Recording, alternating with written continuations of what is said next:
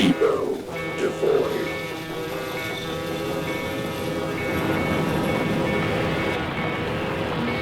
Depot Devoid! Can you hear this? Want me to turn it up? Want me to turn it up Depot to 11? Uh, uh, God, you went to high school in the 80s, didn't you? I did barely, You mostly in the sick 90s. Well, bastard. sort of half and half 80s and 90s. It was the best time of my life. It has been downhill ever since. Yeah. As you can guess from my personality, I definitely peaked in high school. Yeah. Yeah. I was captain of the football team, and what are the other things by which we measure success? I forgot. Um, Government class. Yeah, that for sure. I was president of Lunch this. I was the president of the student body and president of the David Hewlett fan club. and lunch, right? The president of lunch? Yeah. Cool. Yeah. Is that do I get to make lunch declarations? I don't know, Matt. You did high school. I yeah, I definitely skirted through there. That was awesome. I just didn't. Yeah, that might have been a better decision. I can't say I got a lot out of the experience. No, I Yeah. felt bad making Vincent continue to go to high school, especially because in COVID times it was the worst and useless. It was probably worse than when I tried to do high school. But it's like, hey, you've come so far. Do better than me. I cannot imagine having to have gone to school during that. I mean, what a mess. Honestly, and I mean, this is definitely like an age and a generational thing, but like I am I am disturbed by the degree to which students, both high school and college, are physically disengaged from the education process. And I know like there's stuff you can do online for sure. Um, but I have seen too many who are doing everything that they can online and are very happy to acknowledge that they are faking it, like pretty much all the time. And that seems concerning. I Without going into my job, I do work with multiple college students. And over the years, it has been made clear to me that a lot of them are just not doing the work at all and are straight up just turning in AI papers. And that's just normal. That's just Yeah. the way things are. And I feel like here's the thing. I was definitely into doing the minimum amount of work. I was like a relatively smart kid. I could do most of what was required from me in high school with minimal effort, and so that's what I did. Yeah. But because of the tools that were available at the time, minimal effort was some effort. And so, accidentally or not, I learned some things. And I'm not going to say that like this is all stuff that I apply every day and that high school is like the most important time, but like some amount of education and just basic knowledge is maybe a good idea. And I am concerned that I see a lot of people going through college and seem to be coming out the other side without having learned anything. And that makes me sad. Yeah. With me, I thought it was actually quite a bit of fun being a non-traditional student. I dropped out of middle school and then I sort of tried to do high school for a day. Almost got 1 credit in art because I almost stuck it out in that one class until I dropped out. And I've probably already mentioned it on here, but my student ID number, Matt, if I haven't mentioned it, it's the best student ID number of all time. 00769. It I was I unbelievably great. definitely remember you mentioning that, but I do not remember when, and it is entirely possible with the way that this show has been disseminated that even though you mentioned it on here at some point in the past, it may not have come out yet. It could have Uh, also been when we weren't recording, but uh, yeah. So I dropped out before I got my one credit in high school that I almost earned to go to college as a non-admitted student. Then I dropped out as a non-admitted student so I could go get my GED, and I got my stupid GED, which I didn't even study for. And then I started going to actual college after I had to write a stupid letter being like, please let me go to Eastern Oregon University, and they allowed me to go to this shithole college, which apparently might not be as big of a shithole now as it was then. But yeah, so I I wouldn't know. Nobody actually attends it. They just do it online. more than likely. But yeah, I started going there, and I didn't have all the history that everybody else does. I didn't take the math classes. I didn't take the writing courses. I didn't read all the books that everyone is expected to have read in college. But I mean, I'm still a relatively intelligent person, and I did come into a bunch of hiccups in the road. Like, I don't know what a footnote is on one day. But you know, I still apparently got the fucking best in that midterm, to where the professor, when I sent him an email afterwards, was like, come to my office immediately. And he's like, look at this. That's a footnote. Look at this. That's a footnote. I was like, great, thanks.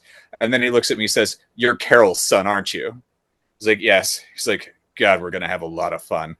And the next day in class, Hey. he shamed me in front of everybody, being like, look at this guy. He doesn't even have a freaking high school degree. He didn't even finish middle school. And then after shaming me, says, by the way, he had the top score on the on the midterms. So you guys are letting this dumb bastard who didn't even finish middle school beat you in this class? It's pathetic. He's setting the bell curve, and I'm grading on a bell. I was like, oh God, this is gonna be great. But he wasn't even nearly as wonderful in some ways as my favorite professor there, the one anthropology professor that we had, who didn't particularly like anybody, but especially was like not okay with dudes for reasons I won't go into, but I understand. Uh, after a couple weeks with her, when she would ask questions and I would answer them, you know, raise my hand, she was like, Ted, stop raising your hand. You don't get to answer anymore. I will call on you when they fail. And I was like, all right, no problem. And so I just sat back until she'd be like, Ted, what's the answer? And I'd answer the questions like all the time when it would happen. Until one day, a few terms later, when I was, because I mean, I was an anthropology major, so I took a lot of classes with Dr. Dahl. One day, I'm sitting there, and she was class of like 180 people, and nobody's answering it right. And she's like, Ted, what's the answer? And I was like, I'm sorry, Dr. Dahl. I have to admit that I got real drunk last night and I didn't do any of the homework or any of the reading. I don't know the answer. And I expected to be shamed at that moment. And then she says, see? Honest. You can learn something from this guy. I'm like, oh, God. Even in failure, I succeeded. I do respect a professor who respects honesty, even if it is unflattering. Yeah. I had that experience one time in graduate school. I don't remember what precisely the class was. It was a literature class. The week in question, we were supposed to be reading a very dry Russian novel, which I'm sure is quite good. I attempted to read it. It was really not engaging me.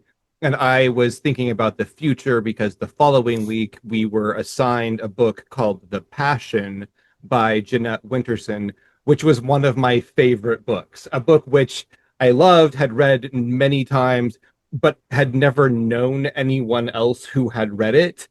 So I had never had an opportunity to talk with anyone about it before. And I was really excited about that week, but not about Russian Novel Week. So after giving it, probably 70 pages, I was like, you know what? I'm going to read The Passion. And so I read The Passion, and then I went to class and just sort of hoped to be ignored because sometimes it's all sort of a roundtable discussion in this class every week, and it's relatively easy sometimes to just disappear. But in this instance, he at one point did decide to go around the room and speak to everyone individually about some specific part of the book. And he came to me, and I thought about just lying, but I said, Jim, I'll tell you what. I tried to read this book and I hated it. But you know what I love is The Passion by Jeanette Winterson. So I read that again, and I will definitely participate next week. And he looked at me for a minute. He was very, very silent. And then he slapped the desk really hard and said, "Bold!" And just moved on. And he didn't call on me for the rest of the class. It just let me sit in. And I was engaged and talked a lot the next week about the book that I actually really like. I should read that again. I tried to get different people to read that. I've bought multiple copies of The Passion at used bookstores and given it to people and never really heard back. I unfortunately didn't have a lot of literature classes in college, but I did enjoy the ones that I had. Most of them were from a absolutely terrible professor at EOU, but they were still entertaining regardless of their problems and that professor's problems. But good Lord, the one time I actually went to see her during her office hours, I will never forget how much fun it was. I got a paper back from her, and I write very good papers. The worst grade I have ever actually received on a paper that I wrote was a B+. Aside from this one day when I got an F from her as 0% with notes on it saying, "This isn't even about the material. I don't understand what you're doing." With like notes in the margins about, "What are you talking about? This is ridiculous. This is completely unrelated." And I bring it to her, and I was like, "I don't understand why you wrote any of this about my paper.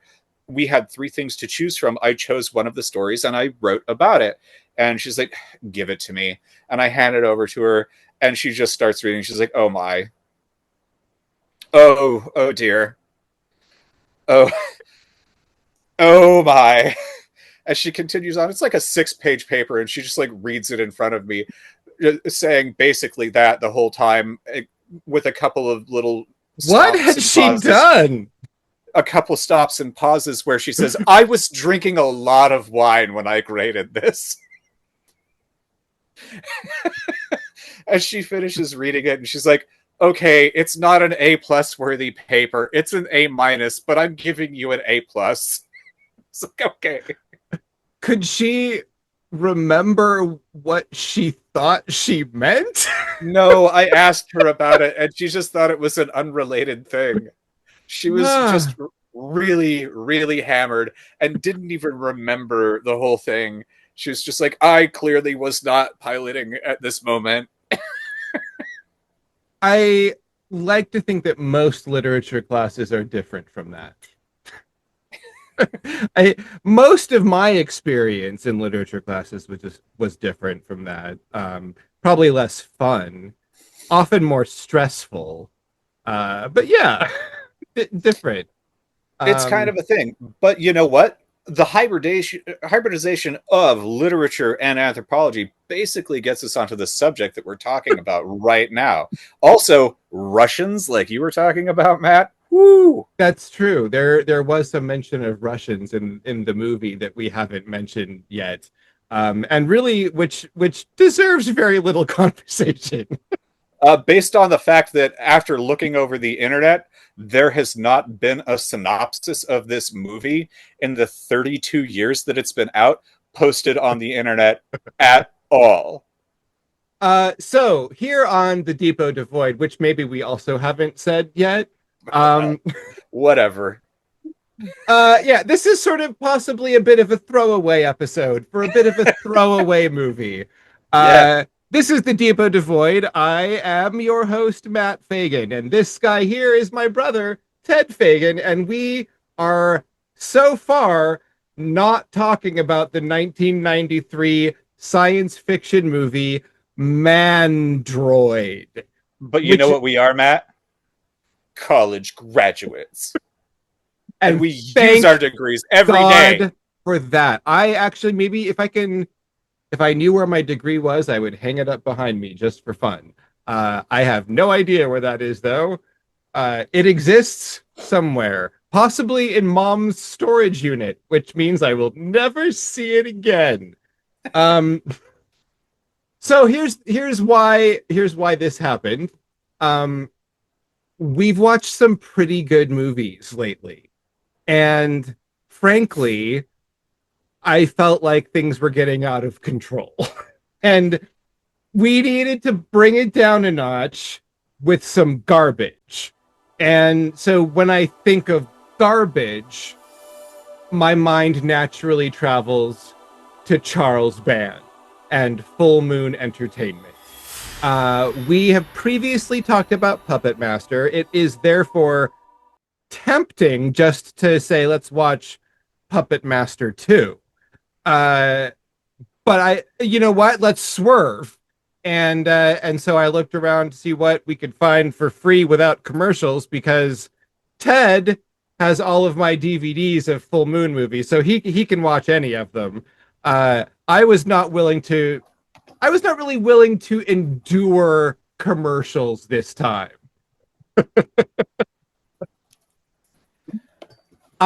So I discovered that while the Puppet Master 1 through 5 or so are still available on Peacock, and so is Trancers 1, Night Flight has a couple of random full moon choices, which included Netherworld, Demonic Toys, also very tempting, and Mandroid. And not only Mandroid, but the sort of sequel that nobody asked for, Invisible, The Chronicles of Benjamin Knight.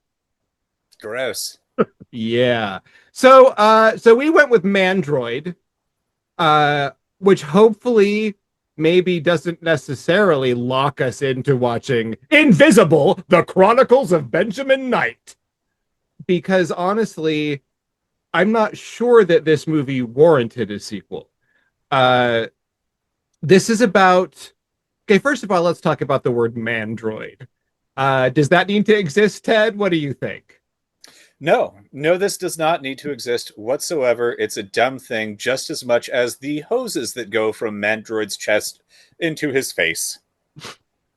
Yeah, I'm not sure why Mandroid needs that since it's a robot. There's a lot I don't feel that they fully thought through. But you know what? Especially the part that he's indestructible? Oh, but wait, let's throw that away later and say, man, not really me. Oh, the word unblowupable is thrown around so freely these days. This movie is about I guess it's about a new energy source made from mushrooms, is really what it's about. And a division between the two men most directly responsible for the discovery and processing of this energy source made from mushrooms, one of whom wants to give it freely to the world, and the other of whom wants to sell it to militaries to kill each other with. Because I mean, all I'm gonna say here is if you could crystallize mushrooms, there is a black market thing that you can do with that right now. there's I mean, yeah, absolutely. I don't think that people would get what they were hoping for if they used the product in this movie. Hey, you cut it with a little fentanyl? Well, the one guy who got really direct exposure seemed regretful. Hey, you're not supposed to put it on your face. Right? Title of your sex tape? This Ah, man, wait, hold on. That just seems like a drag right there. I mean, you're taking away a possibility.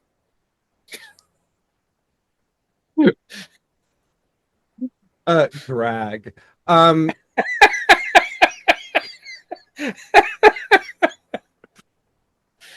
Ah, so an energy source made from mushrooms, and then the Mandroid is a remotely operated robot that I guess just handles the canister because the reaction is volatile. It seemed like a flimsy excuse to introduce the Mandroid prop into the movie.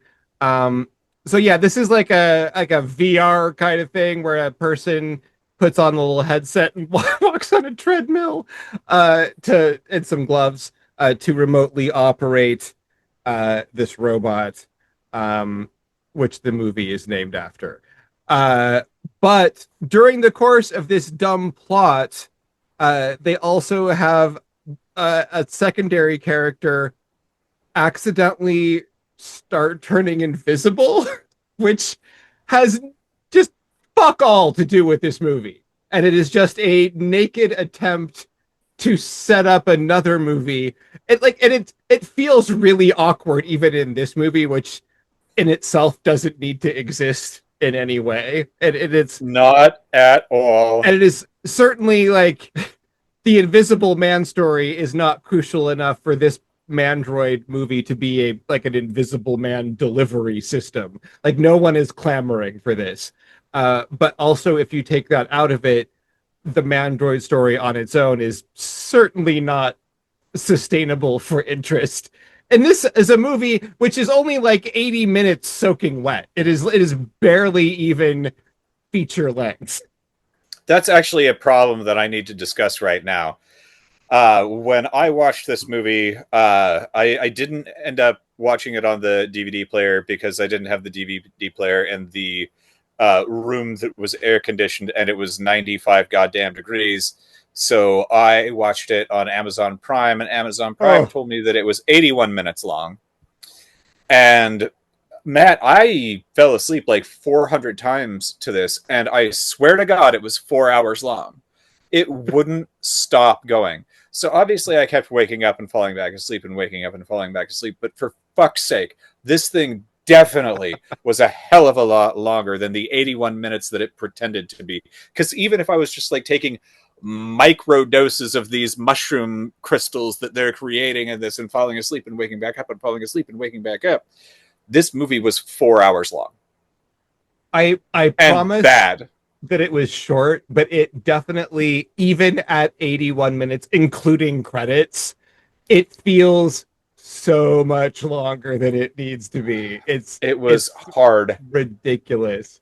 I do enjoy the persistent feeling that people were cast in this movie because they kind of seemed like a recognizable actor if you squinted. Like there was like the guy who really wished he was 90s Nicolas Cage, who had like the sort of floppy hair and the stubble, and you could kind of imagine that if his lines were delivered by actual Nicolas Cage, it would still be terrible, but at least it would maybe be funny. Um, the blonde guy that Wade, I guess, it doesn't matter. He he seemed like a second rate version of like someone who was already a third rate actor, like Lorenzo Lamas. Like like if you wished you could get Lorenzo Lamas, but Lorenzo Lamas without the kicks. but couldn't afford him, then you get this guy. Yeah, there are a lot of I was thinking about how, you know how sometimes in movies that are set like within the Hollywood studio system, you'll have the movie will be about actors, but in the background you'll have like sort of throughout peppered throughout the movie you will see scenes of like a blockbuster production that looks kind of terrible, but stars like actual blockbuster actors in like tiny cameo roles. Yeah. If you got like actual Nicolas Cage and comparable actors just to redo like 3-minute scenes from this movie with the script unchanged and like dropped it into the background of another movie, that would be highly entertaining. Like put Charlize Theron as the blonde girl who probably has a name in the movie, but no one cares. It's garbage that feels like I can't tell what it's trying to do. I can't imagine that anyone had a sense of urgency about the story they were telling here. I don't get it. No, there's a podcast that I've never listened to, but I understand the premise for, and a lot of full moon movies really kind of make me think about this, and it has since I heard about it.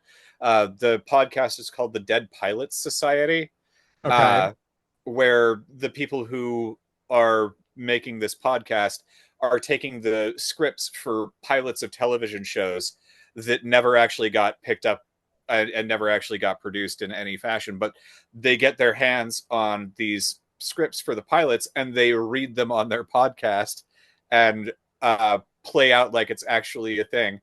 And I absolutely love that idea. And Full Moon Video is basically like the concept of these dead scripts that nobody ever wanted and nobody ever wanted to pick up. And so somebody picks them up and does them anyway when they're absolute trash, made direct to video. And like, God, there were so many different scenes in this movie where it's like, you can't see anything because it's so poorly lit because they don't care to do it. And there's like, oh, okay, there's a car apparently driving off into the darkness because we're angry, but we can't even see that it's happening because there's no light to illuminate the car that's driving away. And it's going to last for 30 seconds when we see just these dimly lit taillights, boop, and they're behind a bush. But we're still sitting there recording it. This came out in 93, which it was sort of like Full Moon was heavily franchising everything at this point. Like this is when like Puppet Master 4 and 5 were shooting simultaneously. And we had Doll Man crossing over with and we had like Demonic Toys. Yes, and we had Subspecies 2 and 3 coming out right at this time. So this is like they're kind of at the height of their ability to produce material very quickly and get it into the market very quickly. And I imagine that like this, there's no budget information for this on Wikipedia. So I assume that this movie cost about $30. And it was, even if no one watched it, they would probably break even in making this. I'm sure that the investment is essentially nothing. I think at this point, Charles Band, I believe, purchased a property in Romania, which also contained a castle that he shot a lot of stuff in. But so I think that basically he had land there and essentially a production machine locally. So he would just fly people to Romania and just make this shit like essentially in his yard. And it cost nothing. And probably most of these people were in like another Charles Band movie at this. They're like, well, we're here. Like, you want to star in Seed People 9? Sure, why not? This movie is possibly the most forgettable of every Full Moon movie. I I mean that might be a dangerous claim, but it is so thin. there there's a lot of shit in it, and yet still it's so thin. I mean, you have magic mushrooms, you have a exploding face guy who becomes like the man in the iron mask, and he makes himself diamond smoothies on his table in his kitchen. You have the guy who becomes invisible, I guess. You have crosses and double crosses from the Nicolas Cage guy who ends up working with Man in the Iron Mask guy. And the Mandroid is probably important to the plot somewhere. I don't remember what happens. Does it end? It probably ends.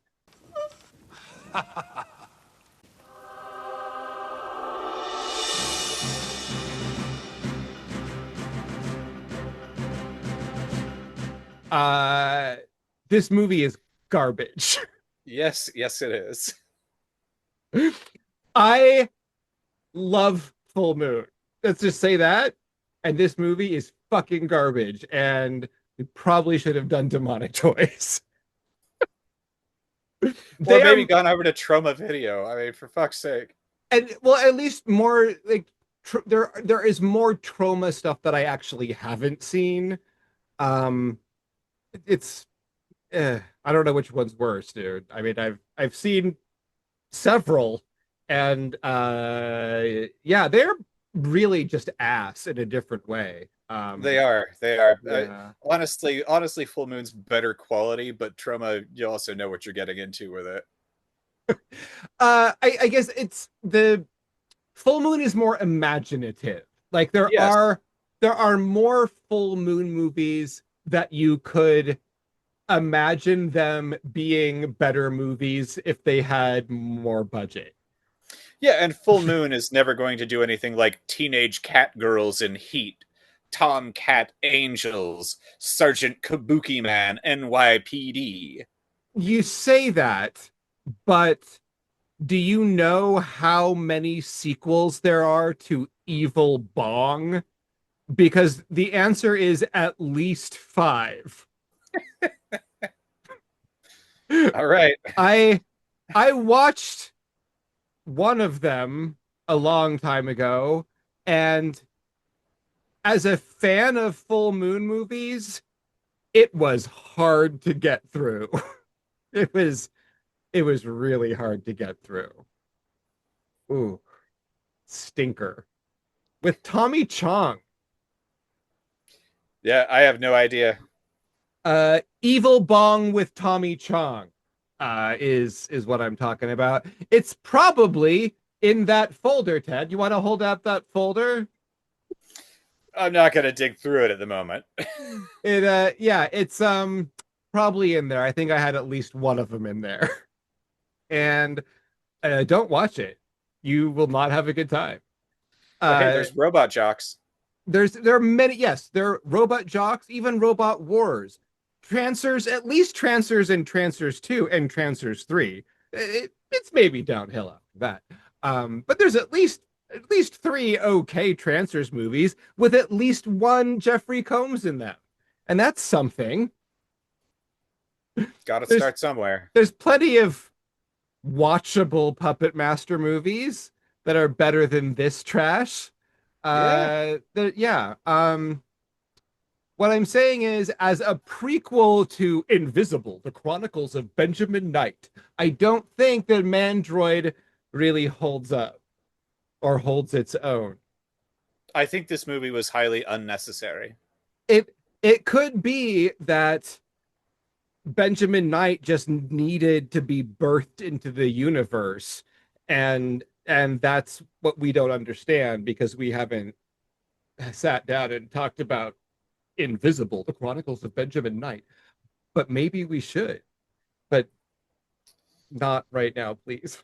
This was a naked attempt to try to start some other shared universe in the Full Moon interdimensional multiverse.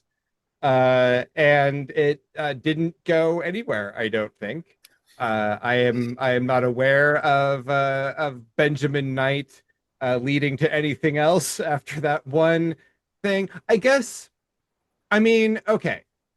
Full Moon did a lot of different types of stuff, but they excelled at not very scary horror movies that had small monsters in them of various types. That was kind of their niche. And they did some other stuff, obviously, like Subspecies is a vampire series, but Hold up. but Subspecies has what now? Subspecies is a vampire series, but notably also has a subspecies, which take the form of little monsters. Little Uh, guys. it's weirdly named after them, but arguably is more about the vampires. But again, they were trying some different things, and Mandroid, while boring as shit, was maybe an attempt to get a foothold for the full moon entertainment family in with a different category of viewer, maybe. But it's just so, like, why would you think this would be successful given the actual content? There's kind of no hook. Like, the Mandroid is the only hook, and it isn't really anything. It's just It's really a not. robot. It's and a not very interesting robot. Well, Matt, it's indestructible, except it's not. Yeah, So okay. even the indestructibility of it is worse than fallible. I would rather have an infomercial about the diamond smoothies. All right, so I was admittedly falling asleep throughout this horrible trash film, and Why?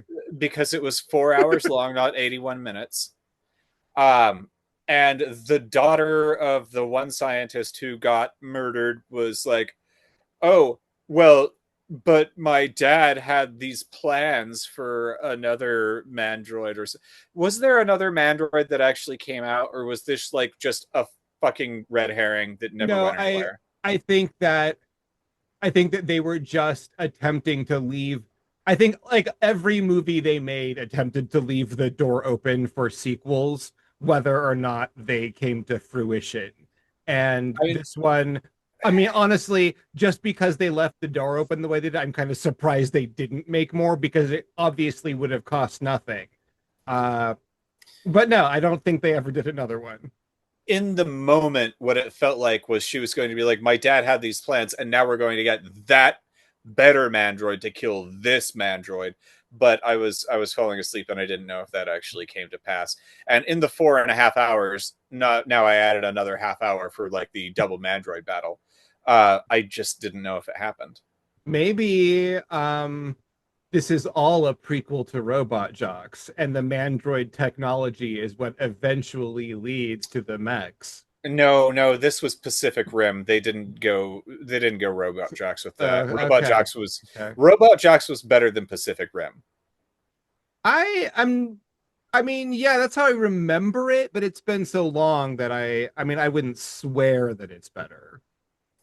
I feel like you're probably right. I mean, it does star the guy who starred in the TV version of the movie Alien Nation.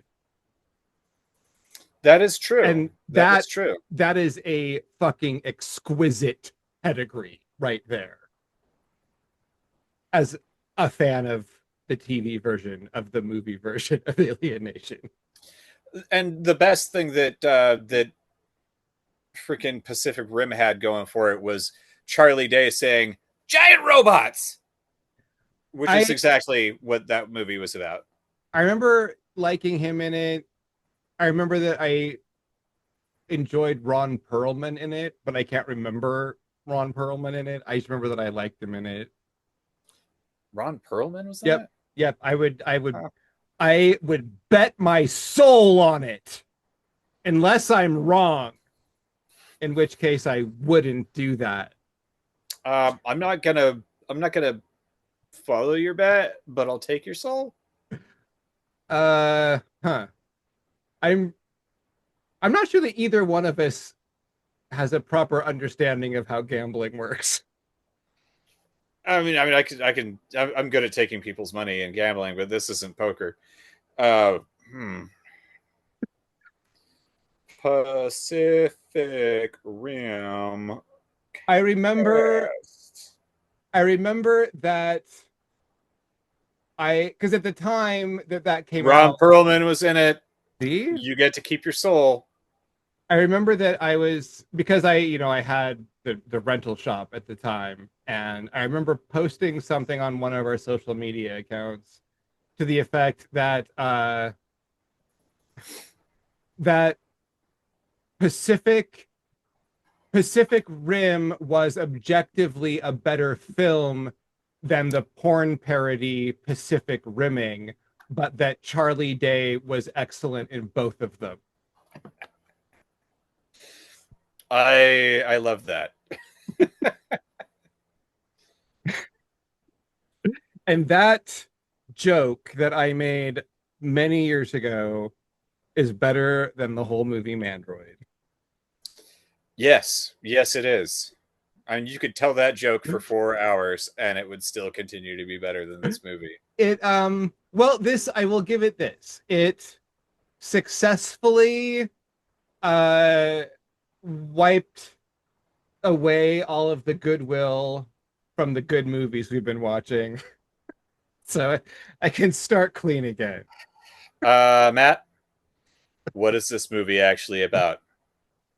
A desperate attempt to franchise anything, anywhere, at any time. I'm going to have to quote Spaceballs right now. And the answer is absolutely nothing, which is what you are about to become.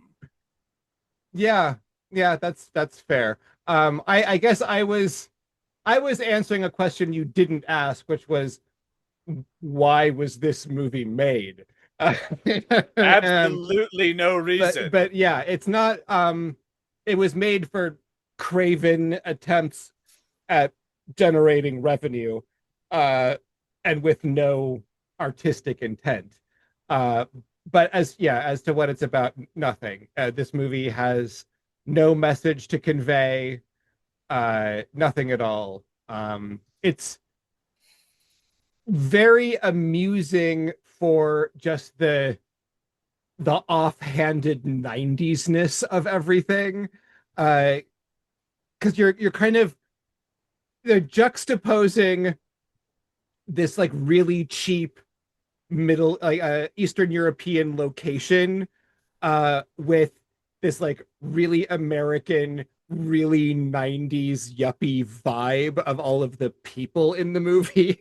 And it's weird. It just looks weird. It's a fucked up, ugly movie. And yeah, don't watch it would be my recommendation. Don't watch this movie. Do not watch it. Having said that, why is this movie not as good as RoboCop?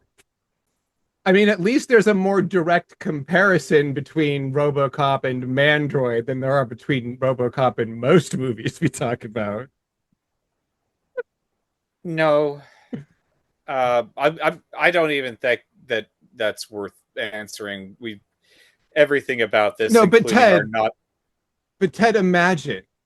imagine if RoboCop involved taking Alex Murphy and just like taking his, shattered body and head, just like cramming it in a life support chair with VR goggles. And he just mentally piloted RoboCop around Detroit.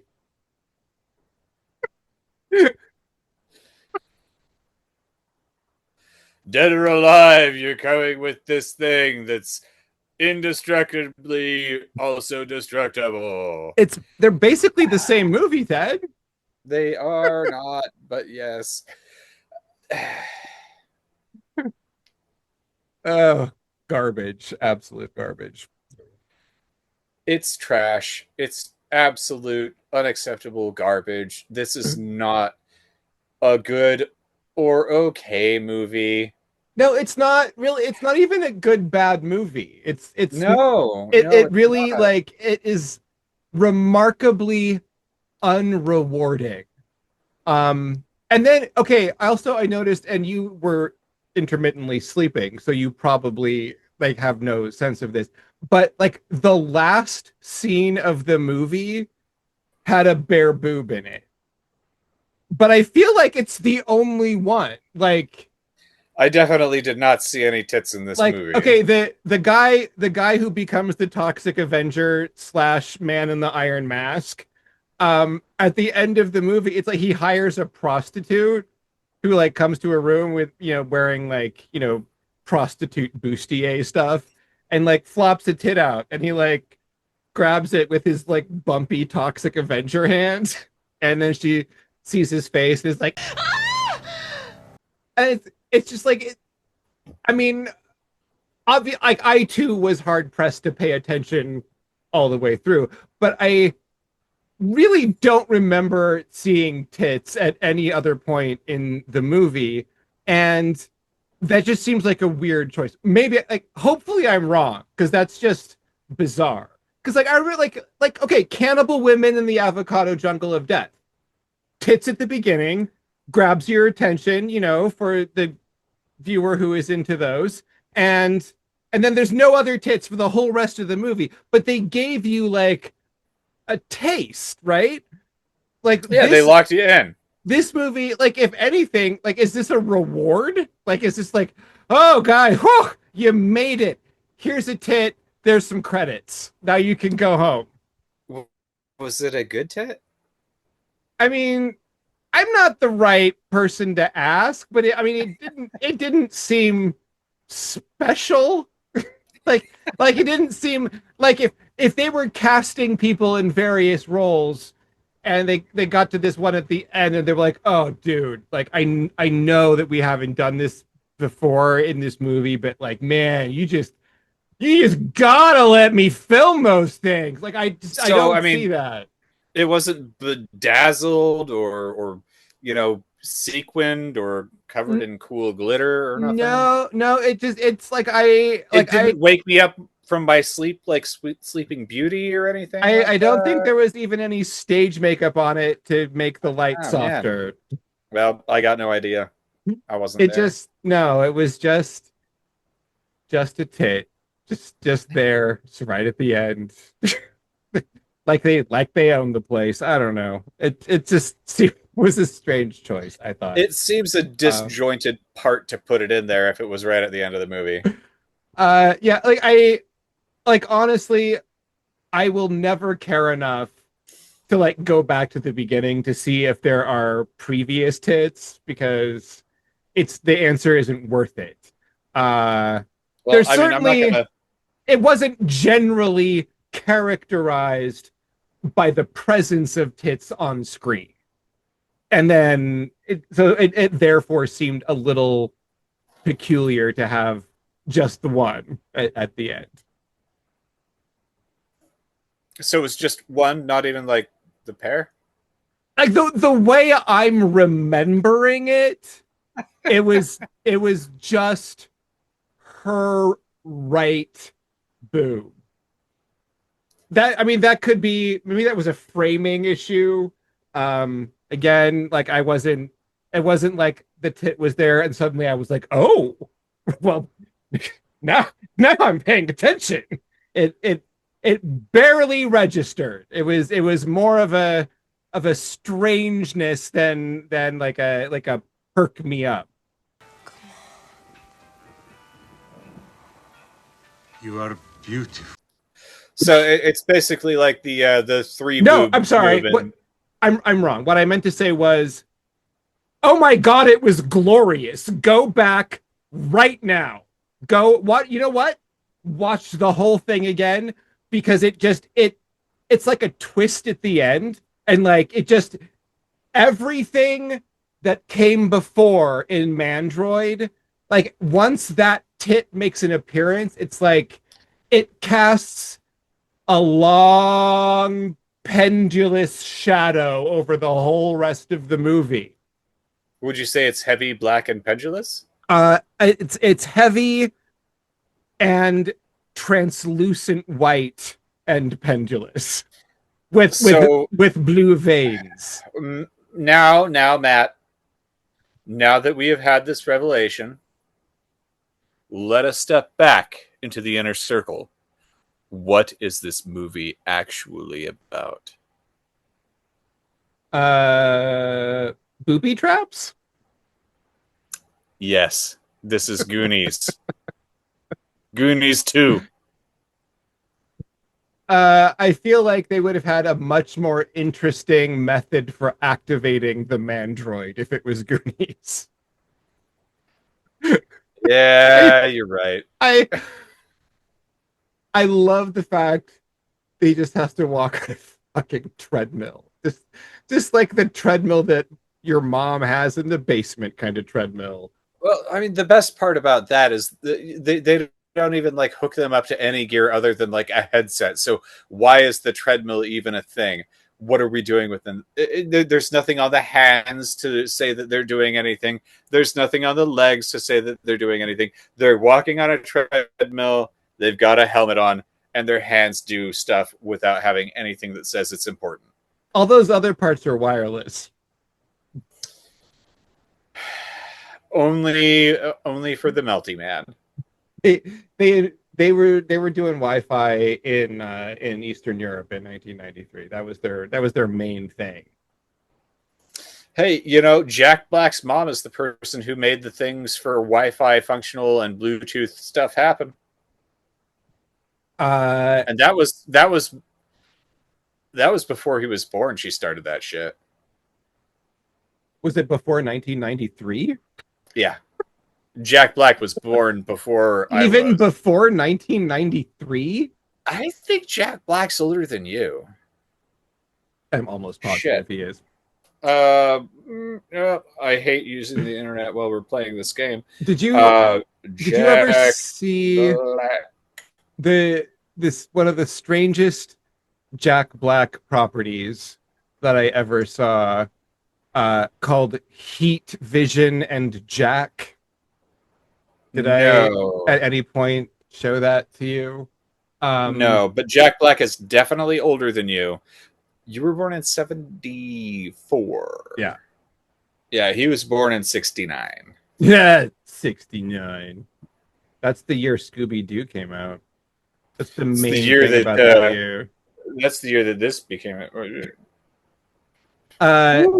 Jack Black starred in well, I guess it was like it was like a pilot that didn't get picked up. That's how I saw it. As I bought a bootleg compilation at a Comic-Con 1,000 years ago of just like unaired pilots and short films, and this was Jack Black and the voice of Owen Wilson. Jack Black plays an astronaut whose spaceship flew too close to the sun, and it turns out that the human mind, not unlike cookie dough, when exposed to the heat and energy of the sun, grows larger, and he becomes a genius. And now he's back on Earth, and he's on the run, teamed up with I don't remember how all this gets set up. He rides a motorcycle, which is his sidekick, because the motorcycle is possessed by the soul of his dead roommate. I somehow know this. And its name is Heat Vision. And yes. He is being pursued by the government's most deadly assassin, award-winning actor Ron Silver as himself. It's amazing. I somehow know of this. This was on the same compilation where I got a show called Look Well, which was produced by Conan O'Brien and starring Adam West as Ty Lookwell, who was the star of a cop show in the 70s, and now he teaches acting at a community college and uses the students in his acting class to solve real crimes. Love it. Yeah, it didn't get picked up, but it would have been amazing. And ladies and gentlemen, if for some reason you are still listening, those things are all better than Mandroid. And maybe that's where we should just end things. All right, so Mandroid is about absolutely nothing. It's a worthless movie. Don't watch the movie. Don't watch the sequel. Don't Watch. no. Just if anything that you have learned from this tonight, try and find Jack Black's Heat Vision, because I don't remember it. And immediately after getting off of this recording with my brother Matt here, I am absolutely going to look up Jack Black's Heat Vision, and I'm Yes. going to watch it while I am putting away all of my podcast recording equipment, because, you know. Everyone watch Heat Vision and Jack. Protect yourselves from Mandroid, and may your enemies' dicks be bitten off. Every goddamn one of them. I love you, Ted. I love you too, Matt. Let's watch something better and or worse next time, but not exactly the same as this. Not Mandroid. Not Mandroid, please. And not Invisible, the Chronicles of Benjamin Knight.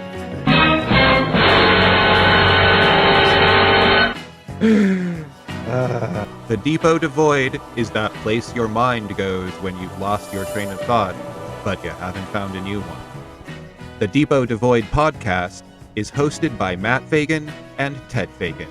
Depot Devoid is not hosted by Ian Fagan because he died and we miss him. Find our full video episodes at Depot Devoid Podcast on YouTube. On social media, you can find us at Depot Devoid Podcast on Blue Sky, and for now, still on Facebook and Instagram. Or you can email us at depotdevoidpodcast@gmail.com. And of course, you can listen to the show on all of your favorite podcast platforms.